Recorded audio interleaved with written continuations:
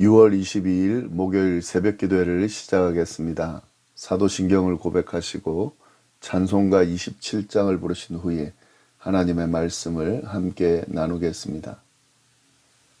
오늘 하나님께서 저희에게 주신 말씀은 사도행전 2장 22절부터 36절까지의 말씀입니다.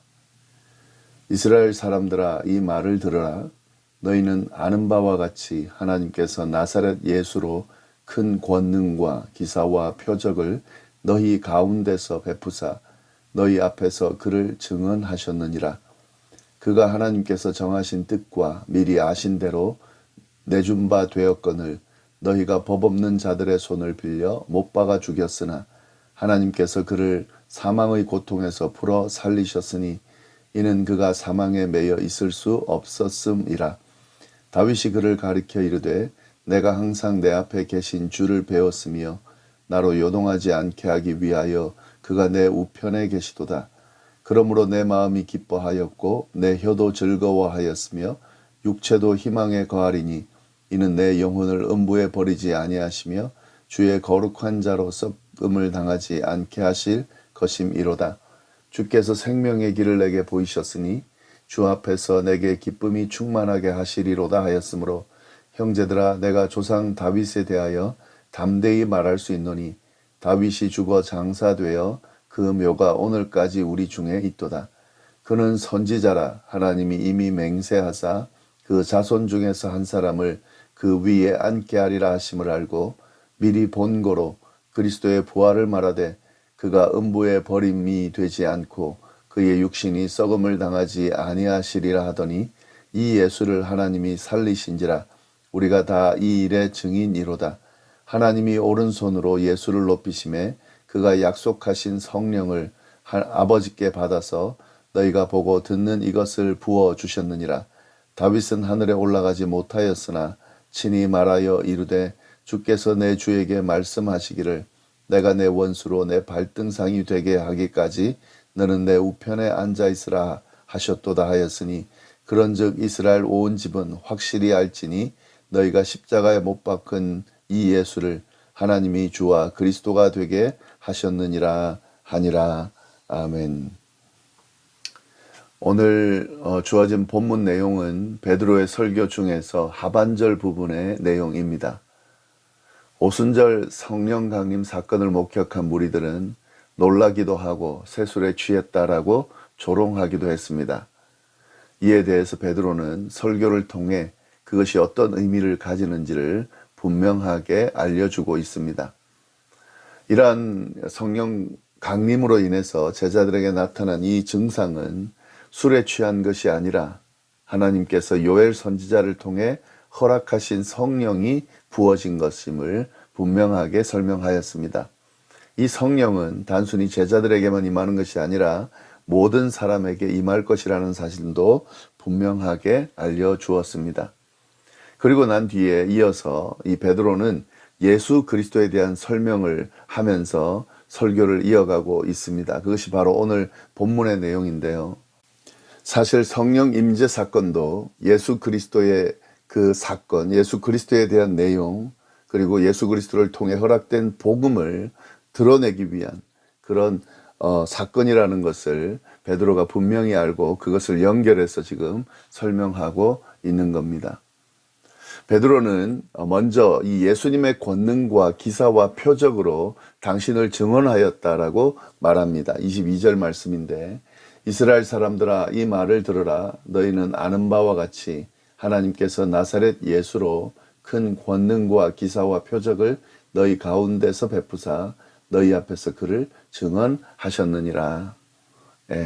이 예수님께서 이미 나타나셔서 그 권능으로 또 기사와 표적으로 당신이 어떤 분이신지 이미 증언하셨다라는 거죠. 이걸 유대인들이 직접 보고 목격했다. 그래서 알고 있다라는 사실을 상기시켜주면서 예수님의 존재를 이야기하고 있습니다.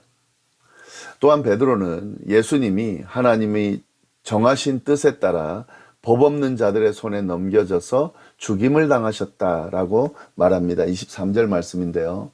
그가 하나님께서 정하신 뜻과 미리 아신 대로 내준 바 되었거늘 너희가 법 없는 자들의 손을 빌려 못 박아 죽였으니. 예, 여기서 법 없는 자는 율법과 관계없는 이방인을 가리키죠. 다시 말해 로마를 말합니다. 베드로는 유대인들이 로마의 권력을 이용해서 예수님을 죽인 그 사실을 지적하고 있는 겁니다. 결국 이건 뭐냐면 예수님의 십자가의 죽음에 대해서 이야기를 하고 있는 겁니다. 그리고 이 예수님께서 죽으셨지만 사망을 이기고 부활하셨다는 사실도 이야기합니다. 24절 말씀입니다. 하나님께서 그를 사망의 고통에서 풀어 살리셨으니 이는 그가 사망에 매여 있을 수 없었음이라. 지금 베드로는 예수님에 대해서 소개하면서 아주 그 핵심되는 내용을 지금 분명하게 이야기하고 있습니다.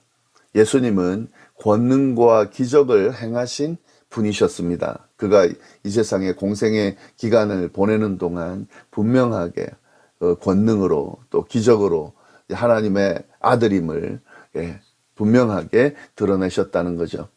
그리고 예수님은 십자가의 고난을 받으시고 죽으신 분이셨습니다. 예수님이 십자가의 고난을 또 죽으심을 거쳐야 되는 이 과정을 분명하게 보여주면서 그렇게 드러내셨습니다. 이 부분도 분명히 하고 있고요. 그러나 그 모든 사망 권세를 이기고 부활하시고 승천하신 예수님이라는 것도 분명하게 이야기하고 있습니다. 죽음이 그를 묶어놓지 못했다는 거죠. 그 사망 권세를 이기고 부활하셨다는 거죠. 그리고 승천하셔서 하나님의 오른편에 앉으셨다는 거죠. 이것이 예수님에 대한 핵심 내용이죠. 권능과 기적을 행하신 예수님, 십자가의 고난을 받으시고 죽으신 예수님, 그러나 그 모든 사망 권세를 이기시고 부활하시고 승천하신 예수님, 이 예수님에 대해서 오순절 성령 강림 사건이 일어난 그 현장에서 베드로가 무리들을 향해 설교로 선포하고 있는 겁니다. 근데 여기서 우리가 좀 주목해 봐야 될 부분이 있는데 주어를 좀 잘 보시기를 바랍니다. 주어를 22절부터 24절까지 쭉 주어를 보면 하나님께서 이렇게 쭉 되어 있습니다. 그러니까 하나님이 주어로 되어 있죠.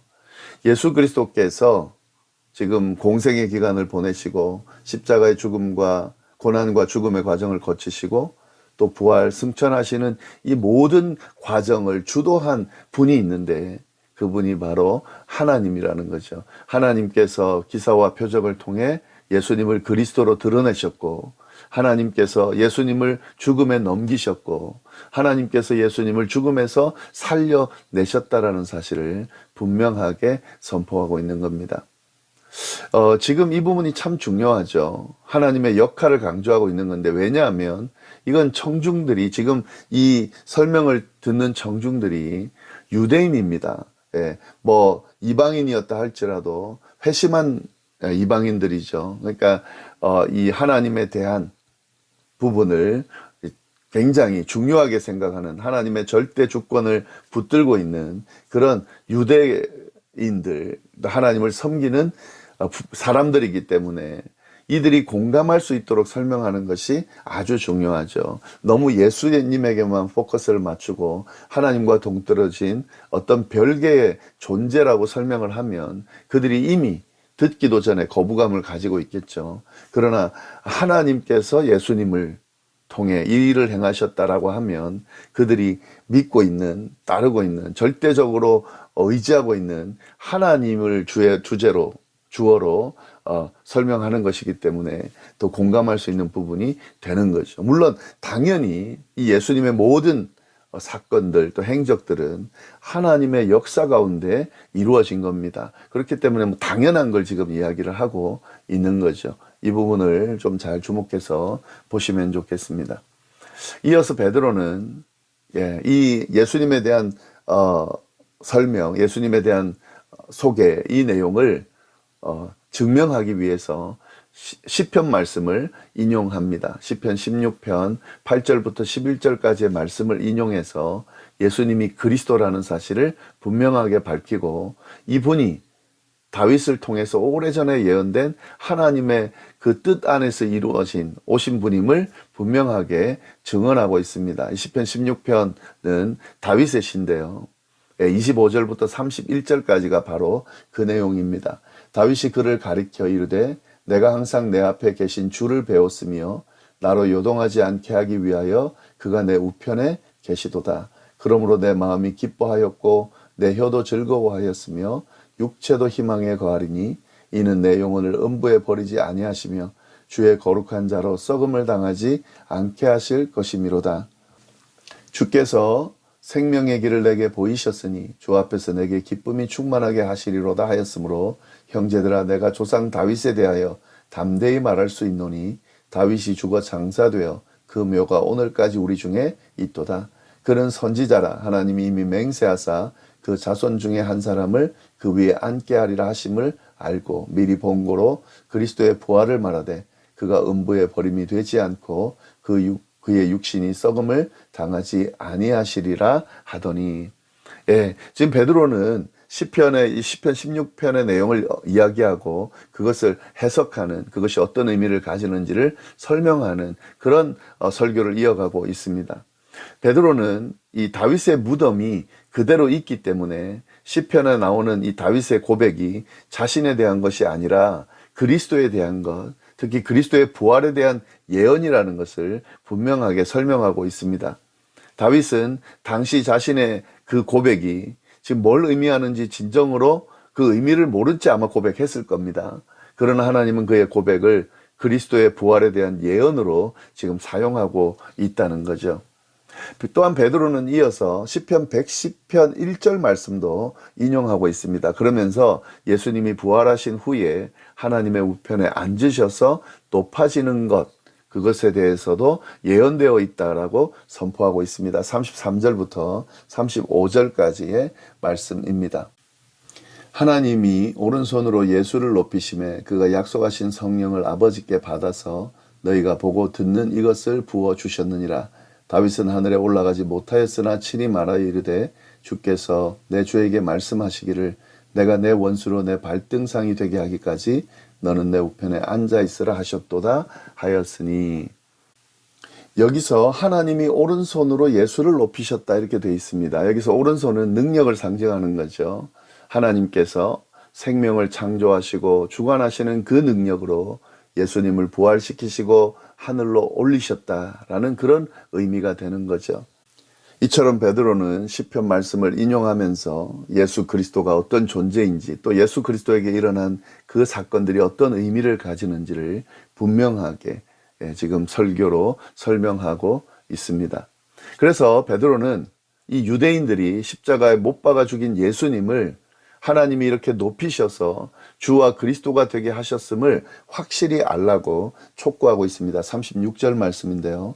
그런즉 이스라엘 온 집은 확실히 알지니 너희가 십자가에 못 박은 이 예수를 하나님이 주와 그리스도가 되게 하셨느니라 하니라.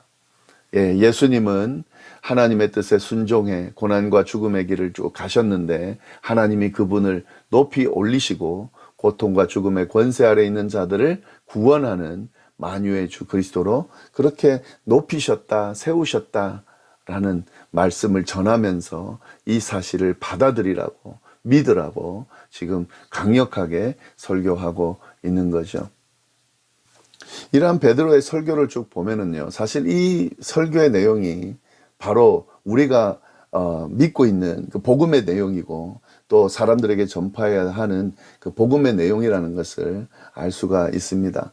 이 부분은 우리가 잘 정리를 좀 해야 될 것 같습니다. 복음에 대해서 또 그리스도에 대해서 하나님의 그 섭리와 역사에 대해서 간단하게 베드로의 설교 안에 나오는 내용들을 잘 정리해서 우리의 믿음을 좀 정비시키고 그리고 우리가 사람들에게 그리스도에 대해서 복음에 대해서 증거할 때에 이 정리된 내용을 가지고 또 전할 수 있어야 하겠습니다.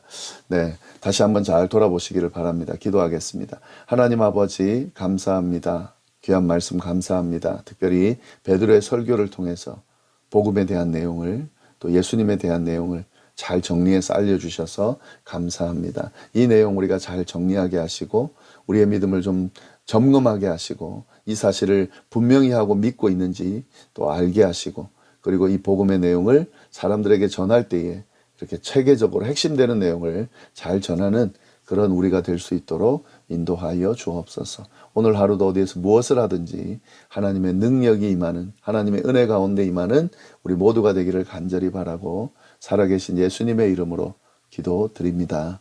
아멘.